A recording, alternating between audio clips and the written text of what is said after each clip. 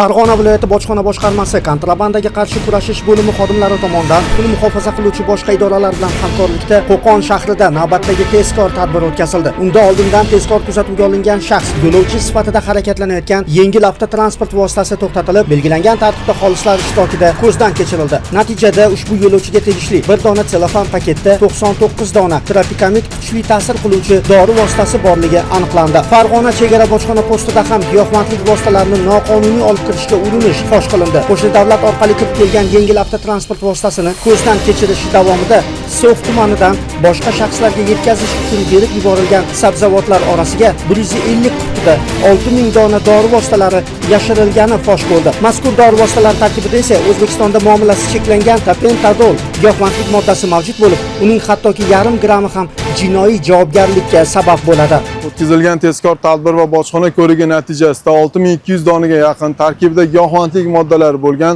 hamda kuchli ta'sir qiluvchi dori vositalarining chetdan noqonuniy olib kirilishi va aylanmasiga chek qo'yildi. Hozirda mazkur holatlar yuzasidan jinoyat ishi qo'zg'atilib, tergov harakatlari olib borilmoqda. Eslatib o'tamiz, Farg'ona viloyat bojxona boshqarmasi tomonidan joriy yilning dastlabki choragida o'tkazilgan tezkor tadbirlar hamda bojxona ko'riklari natijasida ushlab qolingan giyohvandlik vositalari o'tgan yilning shu davriga nisbatan 66 kilogrammga ortgan.